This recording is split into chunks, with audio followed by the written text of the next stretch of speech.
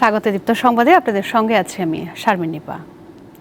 বিলীন হচ্ছে পটুয়াখালীর কুয়াকাটা সৈকতের ঝাউ বাগান। এরই মধ্যে ভাঙনের সাগর গর্ভে চলে গেছে ৬৫ হেক্টর জমির গাছ। ঐতিহ্যের এই ঝাউ বাগান রক্ষায় দ্রুত কার্যকর ব্যবস্থা চান পর্যটন সংশ্লিষ্টরা। সূর্যোদয় ও সূর্যাস্তের বেলাভূমি কুয়াকাটা সমুদ্র সৈকত সাগরকন্যার সৌন্দর্য আরও বাড়িয়েছে বিস্তীর্ণ এলাকা জুড়ে ঝাউ বাগানের সবুজ বেষ্টনী। তবে তা প্রতিনিয়ত বিলীন হচ্ছে সাগর গর্ভে।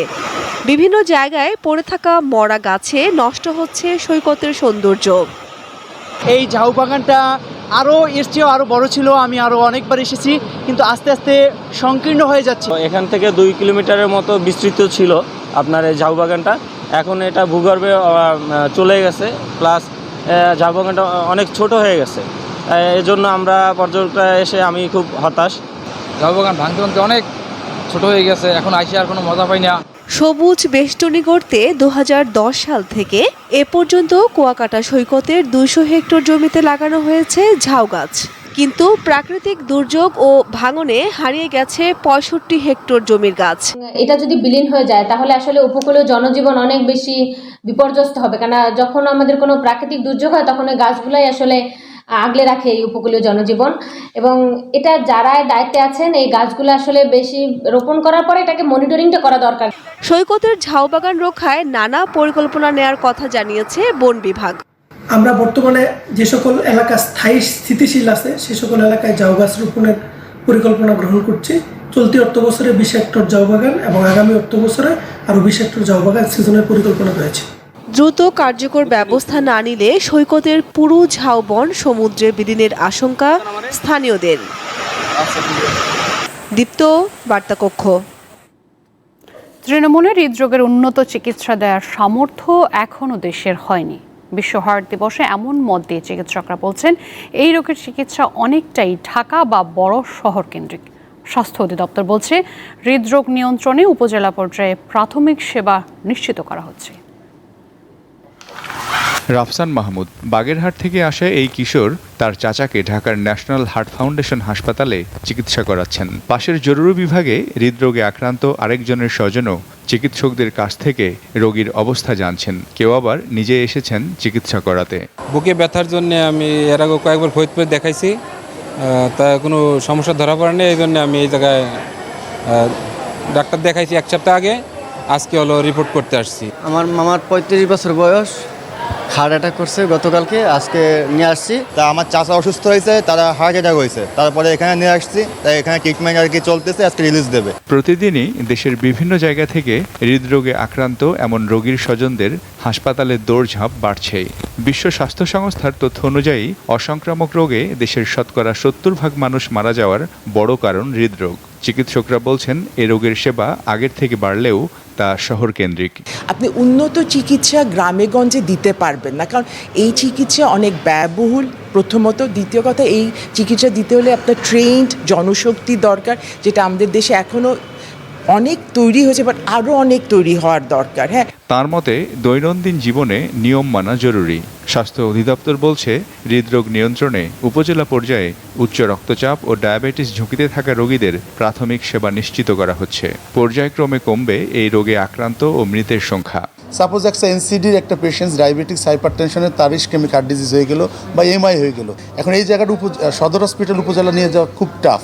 তাই প্রাইমারি হেলথ কেয়ারে আমরা চাই প্রাইমারি প্রিভেনশনটা, সেকেন্ডারি প্রিভেনশন এবং টারশিয়ারি প্রিভেনশন। এবং এটা কিন্তু একটা ফরম্যাট। আপনি যদি এখন এখানে সদর হসপিটালে যদি টারশিয়ারি চান, এটা করতে পারলে তো বাংলাদেশ আসলে উন্নত দেশে হয়ে যেত। আমাদের দেশের মতো দেশের জন্য আমাদের যেটা মূল মন্ত্র হওয়া উচিত, সেটা হলো যে আমাদের লোকজনের মধ্যে সচেতনতা বাড়াতে হবে। তাদের মতে চিকিৎসার পাশাপাশি সামাজিক আন্দোলন দরকার, কারণ মাদক, অপ্রয়োজনীয় লবণ, চিনি, ট্রান্সফ্যাটযুক্ত খাবার সহ অভ্যাসগত কয়েকটি পরিবর্তনে হৃদরোগ এড়ানো সম্ভব। মিজানুর রহমান, দীপ্ত সংবাদ, ঢাকা। সপ্তাহখানেক ধরে রাজধানীর কয়েকটি রুটের বাসে চলছে ই-টিকেটিং কার্যক্রম। তবে এতে এখনও ভোগান্তি কমেনি যাত্রীদের। তাদের অভিযোগ, যথাযথ তদারকির অভাবে গণপরিবহন অব্যবস্থাপনা কাটছে না। রাজধানীতে গণপরিবহনে যাত্রী ভোগান্তির চিত্র নিয়মিত। এ নিয়ে সোচ্চার সাধারণ মানুষ থেকে শুরু করে সুশীল সমাজের প্রতিনিধি, নগর পরিকল্পনাবিদরা। নানা পরিকল্পনাও নিয়েছে সংশ্লিষ্ট কর্তৃপক্ষ, এরপরও স্বস্তি নেই সড়কে। যাত্রীদের সুবিধায় এবার সবশেষ সংযোজন ই-টিকিটিং। রাজধানীতে এখন পর্যন্ত 7টি পরিবহন কয়েকটি রুটে শুরু করেছে এই কার্যক্রম। এতে যাত্রীদের কাছ থেকে বাসে ওঠার আগেই গন্তব্য অনুযায়ী আদায় করা হয় ভাড়া, এরপর দেয়া হয় টিকিট। তবে অভিযোগ উঠেছে আসনের চেয়ে বেশি টিকিট বিক্রির ফলে অতিরিক্ত যাত্রী নিয়েই ছুটছে গাড়ি। সিট তো পাচ্ছি না। সিটের চেয়েও বেশি টিকিট দেওয়া হচ্ছে? হ্যাঁ, ডবল দেওয়া হচ্ছে, ডবল। দাঁড়ানোরও জায়গা থাকে না। আমাদের নিষেধ দেওয়া আছে যে যাত্রী দাঁড়া করা নেওয়া যাবে না টিকিট ছাড়া, কিন্তু তারপর যাত্রীও জোর করে উঠতেছে, আবার হেল্পারও নিতেছে কিছু, কিন্তু সব ক্ষেত্রে নিতেছে না। সিটের বেশি টিকিট দেওয়া হয় না, সিট যা আছে তা দেওয়া হয়, 2-1টা বেশি দেওয়া হয়, কারণ সামনে নাইমা যেতে পারে। টিকিটে নির্দিষ্ট দূরত্বে উল্লেখ আছে ভাড়ার পরিমাণ, তবে নানা অজুহাতে বাড়তি ভাড়া আদায়ের অভিযোগ যাত্রীদের। এতে পাল্টা যুক্তিও দেন পরিবহন সংশ্লিষ্টরা। আগে তো যেতাম নর্মাল যখন টিকিট নিত তখন নিত 30 টাকা, এখন নেয় 35 টাকা। আমরা আগে যা দিতাম ওখান থেকে হয়তো 1 টাকা 2 টাকা মনে হয় বেশি নিচ্ছে, কারণ আগে তো আমরা 20 টাকা করে ভাড়া দিতাম, আজকে মনে হয় 21 টাকা নিচ্ছে। আমার ভাড়া হয়ে হলো 58 টাকা 60 টাকা নিচ্ছে। 2-1 টাকা করে আমরা বেশি না, আমরা বইলা নিতে 2-1 টাকা আমাদের খুচরা থাকে না। আমি বলতে আসি যে আমাদের খুচরা নাই, আপনারা ভাঙতে দেন, আর আমার কাছে নাই, ওনারাও দেওয়া যায় 2-1 টাকা করে বেশি, লব আমার লোয়ালাও। এই সড়ক পথে চলাচলকারীরা বলছেন, যাত্রী ভোগান্তি কমাতে নানা ব্যবস্থা চালু হলেও রয়ে গেছে অব্যবস্থাপনা। পরিবহন তো সবসময় একরকম থাকে না, যদি হচ্ছে অ্যাভেলেবল পরিবহন থাকে তাহলে হচ্ছে সমস্যা না, আর অনেক সময় পিক অফ পিক টাইম থাকে। গাড়িতে উঠলাম, অন্য স্টপেজে দাঁড়ায় টিকিট কাটার গ্যাঞ্জাম বাজে, গাড়ি আমাদের জন্য অনেকক্ষণ ওয়েট করে। যাত্রীরা বলছেন, সব অনিয়ম চিহ্নিত করে নিবিড়ভাবে নজরদারি না করলে গণপরিবহনে ভোগান্তি কমানো সম্ভব নয়। আসিফ জামান, দীপ্ত সংবাদ, ঢাকা। রাজধানীতে প্রথমবারের মতো শুরু হয়েছে বিয়ের মেলা। বৃহস্পতিবার সন্ধ্যায় ইন্টারন্যাশনাল কনভেনশন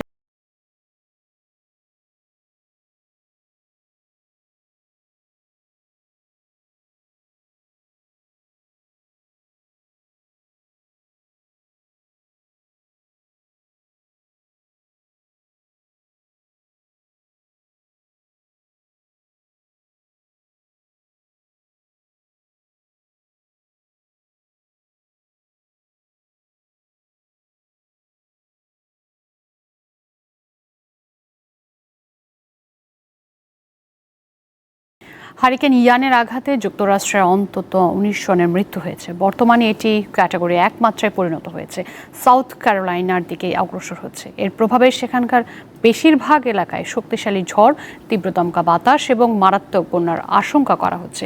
বৃহস্পতিবার ক্যাটাগরি 4 মাত্রায় থাকাকালে হারিকেন ইয়ান ফ্লোরিডার দক্ষিণ পশ্চিম উপকূলে ব্যাপক ধ্বংসযজ্ঞ চালিয়েছে।